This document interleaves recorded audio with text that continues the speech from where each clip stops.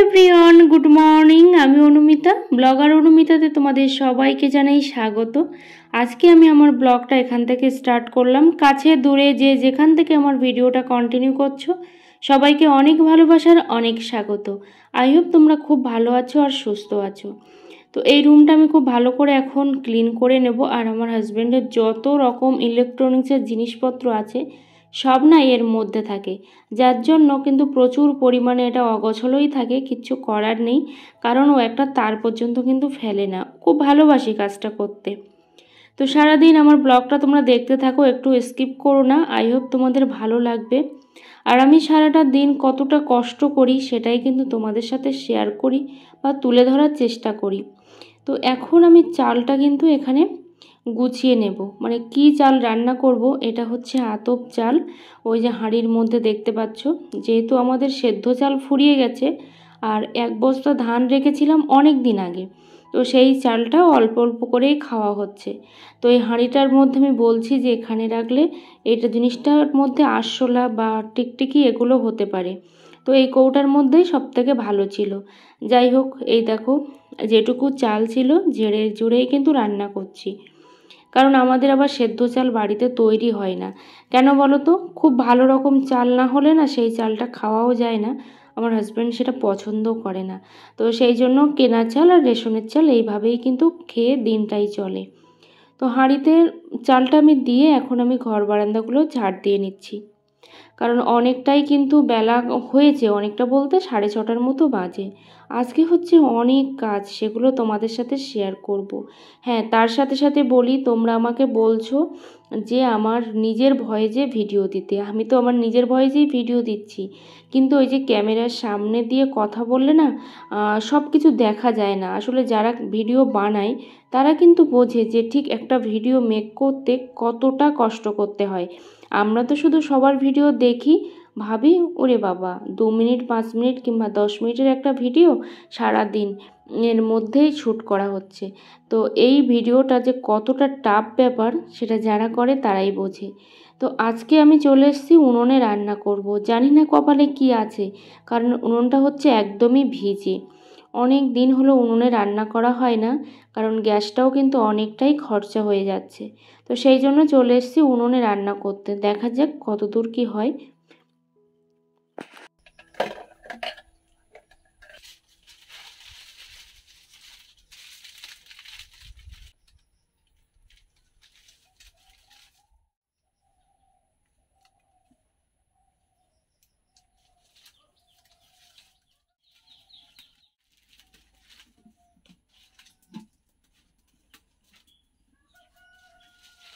উনুনটা যে জ্বলছে না তা কিন্তু নয়, খুবই ভালো লাগছে দেখে যে উনুনটা এতটা ভালো জ্বলছে। কিন্তু দেখা যাক পরে কি হয়, সেটাই হচ্ছে দেখার। তো এখন আমি নারকেল পাতাগুলো নিয়ে বসে পড়েছি। আর যে গরান কাঠ আছে সেই গরান কাঠগুলো তো এত সহজে জ্বলবে না, যেহেতু অনেক দিন ধরে বৃষ্টি হচ্ছে। আর রেগুলার উনুনে রান্না করলে কি হয় বলো তো, উনুনটা তখন শুকনো থাকে, তখন কাঠ বা ঘুঁটে যাই হোক না কেন যত ভিজেই থাকুক সেটা কিন্তু খুব তাড়াতাড়ি শুকনো হয়ে যায়। তো আজকে আমি যে ব্লগটা তোমাদের সাথে শেয়ার করছি, জানি না এর পরে আর তোমাদের সাথে আমি ব্লগ শেয়ার করতে পারবো কিনা, কারণ মনটা কিন্তু একেবারেই ভেঙে গেছে। আর ব্লগ শেয়ার করার ইচ্ছা কিন্তু আমার নেই, বা ভিডিও করার মতো ইচ্ছা কিন্তু আমার নেই। তো সেই জন্য ভাবছি যে কি করব। যেমন আমি গতকালকে কিন্তু ভিডিও দিইনি, আমার ভালো লাগেনি ভিডিও দিতে, সেই জন্য দিইনি। তো সেই জন্যই ভাবছি যে আমি কি ইউটিউবটাকে ছেড়ে দেব, সেটাই ভাবছি। দেখা যাক ডিসিশান নিয়ে। তো গতকালকের মাছ আর তার আগের দিনের মাছ একসঙ্গে মিলেমিশে দেখো এখানে আমি ভালো করে কিন্তু ধুয়ে নিচ্ছি। এর মধ্যে আছে রূপচাঁদা মাছ, তারপর পাঙাশ ট্যাংরা, ঠিক নয় গাগরা ট্যাংরা, অনেকেই হয়তো চেনো। এগুলো নদীর মাছ, ভোলা মাছ, এই সব মাছগুলো আছে। তো সব রকম মাছ দিয়েই কিন্তু রান্না করব। তো এখানে দেখো ওল তোলা হচ্ছে বাগান থেকে। তো বাগান থেকে ওলটা অলরেডি তোলা হয়ে গেছে, এবার ওলটা কেটে রান্না করব। তো দেখো উনুনটা কিন্তু প্রচুর পরিমাণে জ্বলছে, কিন্তু হাঁড়িতে কিংবা কড়াইতে একটু যে উনুন জাল লাগছে না কেন সেটাই আমি বুঝে পাচ্ছি না। হয়তো আমার মনে হচ্ছে যে উনুনটা একেবারেই ভিজে, তো সেই জন্য হয়তো খেয়ে নিচ্ছে। খুব কষ্ট করতে হচ্ছে রান্না করার জন্য।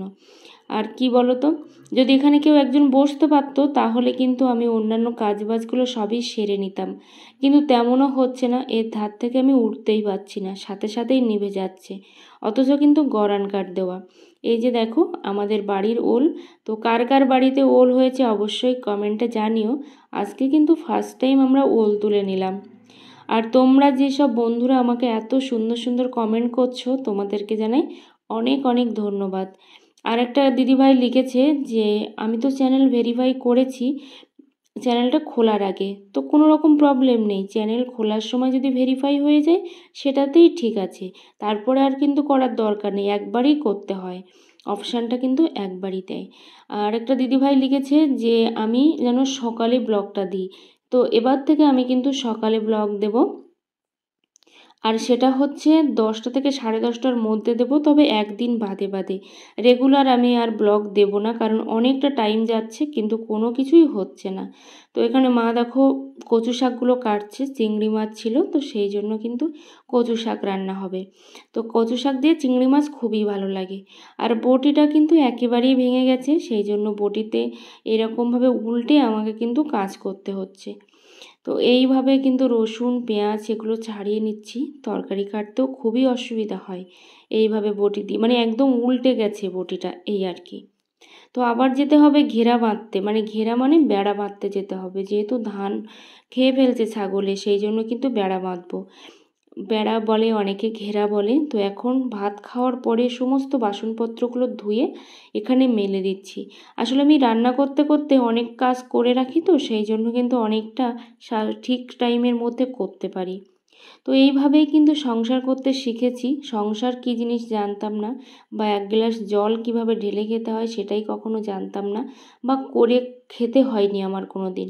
তো আমার দিদা তো সবসময় ভাত বেড়ে ঠান্ডা করে তারপর খাওয়াতো পাখার বাতাস দিয়ে, কোনো দিন জল ঢেলেও খেতে হয়নি।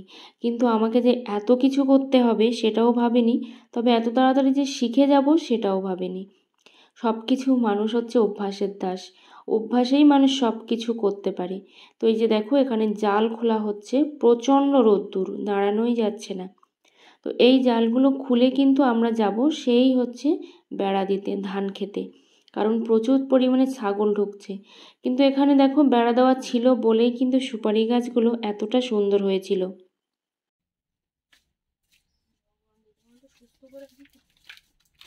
পাওয়ার টিলারটা ধুয়ে কিন্তু বাড়ি নিয়ে যাওয়ার কথা ছিল, কিন্তু তারপরে কি একটা তার কেটে গিয়েছিল, যার জন্য কিন্তু আর বাড়ি নিয়ে যেতে পারিনি। তো আবার সেই পাওয়ার টিলারের সেই তারটা কিনতে কিন্তু আমাদের অনেকটা দূরে যেতে হবে, যোগেশগঞ্জ বলে একটা জায়গাতে, সেখানেই যেতে হবে। তো সেইখান থেকে না নিয়ে আসলে হবে না, একটা তার নিয়ে এসেছিল, তাতে কিন্তু কোনো রকম কাজ হয়নি। এসেই দেখি ছাগলে কিন্তু ধান খাওয়া শুরু করে দিয়েছে। এই যে দেখো কতগুলো ছাগল, এই ছাগলগুলোকে তাড়িয়ে দেখো এই বের করে দিলাম। এবার কিন্তু আমরা ঘেরা দেওয়াটা শুরু করব। তো আমরা ঘেরা বলি সেই জন্য কিন্তু বারবার ঘেরাই বলছি, তো এটা হচ্ছে বেড়া। তো এই যে দেখো এখানে হচ্ছে আমার হাজব্যান্ড করছে, মানে গর্ত করবে, সেই জন্য কচু শাকটা অল্প করে কেটে ফেলে দিচ্ছে। আর আমাদের এদিকে কিন্তু সব জায়গায় কচু শাক পাওয়া যায়, যেগুলো কিন্তু খাওয়ার উপযুক্ত। কেন বলছি বলো তো খাওয়ার উপযুক্ত, যে কোনো রকম নোংরা জায়গা কিন্তু এগুলো নয়, একদম পরিষ্কার পরিচ্ছন্ন জায়গা। সেই জন্য গ্রামের শাকসবজি খেতে তো সবাই ভালোবাসে। জালটা যখন নিয়ে এসেছিলাম তখন কিন্তু জালটা জড়িয়ে গেছিলো, আর এর গায়ে কিন্তু অনেক দেখো শাক পাতা এসব জড়িয়ে আছে, যেহেতু খেতে দেওয়া ছিল সেই জন্য। তো সেখান থেকে নিয়ে এসে এখন এই যে ছাড়িয়ে নিচ্ছি, আর ওদিকে আমার হাজব্যান্ড হচ্ছে পরিষ্কার করে নিচ্ছে জায়গাটা। মানুষের মন ভেঙে যায় কখন বলো তো, যখন মানুষের না ধৈর্যের সীমাটা ছাড়িয়ে যায় কিংবা হারিয়ে যায়। তো আমার ধৈর্যের সীমা একেবারেই হারিয়ে গেছে। সবসময় শুনি ভগবান যা করে ভালোর জন্যই করে, কিন্তু আমি কোনো রকম লক্ষণ দেখতে পাচ্ছি না যে ভগবান ভালোর জন্যই কিছু করছে। যাই হোক, দিদিভাইটা লিখেছে সুধাদিবর যে আমার ঘরে যেন একটা ছোট্ট কেউ আসে। তো এটা তো সবারই ইচ্ছা, সবাই আমাকে অনেক অনেক ভালোবাসা দিত, অনেক অনেক আশীর্বাদ করতো, কিন্তু কারোর আশীর্বাদেই কিন্তু কাজে লাগলো না, সমস্ত আশীর্বাদ কিন্তু বিফলেই চলে গেল। জানি না ভগবান কেন আমার সঙ্গে এমন করছে।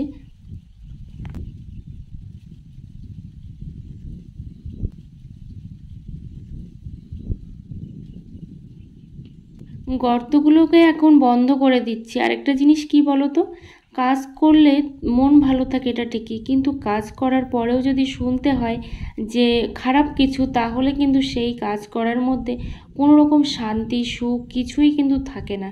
কিন্তু কেউ যদি অ্যাপ্রিসিয়েট করে যে না হ্যাঁ তোমার কাজটা ভালো, কিংবা তুমি কাজটা করেছো বা ও কাজটা করেছে, এই কথাটুকু, সেই জাস্ট সামান্য একটুখানি কথা শোনার জন্য মানুষ কিন্তু উগ্রীব হয়ে থাকে, বিশেষ করে বাড়ির বউরা। সেটা কিন্তু কেউই বোঝে না, তাদের কষ্টটা, তাদের দুঃখটা। তো এই কষ্ট দুঃখ সবাই যে বোঝে না সেটাও কিন্তু নয়, তো বেশিরভাগ মানুষেরই কিন্তু বোঝে না, যার জন্যই কিন্তু সংসারে এত অশান্তি লেগেই থাকে। কারণ সামান্য একটু স্বীকারোক্তি যে হ্যাঁ এই বউটা এই কাজটা করে, বা এই বউটা আমাদের এই বউটা এই কাজটা করেছে, এই সামান্য কথাটুকু বলতে গিয়ে মানুষের মুখে এতটাই বাধে। কি করে বাধে আমি বুঝলাম না। আমি যে কাজগুলো করি না সেগুলো কিন্তু আমি একদম নিমেষেই বলে দিই না আমি এটা করিনি, বা আমি এটা জানি না। তো অনেকেই দেখি যে ঠিক ইতস্তত বোধ করে যে না বলবে না, বা কেউ কাউকে যদি বলে হ্যাঁ ও করেছে, খুব খারাপ লাগে। যাই হোক, কথা বলতে বলতে দেখো এদিকে ঘেরা দেওয়া বা বেড়া দেওয়া কিন্তু অনেকটাই এগিয়ে গেছে, আর প্রায় কিন্তু 2 ঘন্টারও বেশি টাইম লেগেছে। তো এখন আমি চিরবসন্ত ফুল তুলবো, এটাকে নয়নতারা ফুল বলে, প্রচুর পরিমাণে হয়েছে। এটা তুলে কিছুটা আমি বাড়িতে নিয়ে যাব।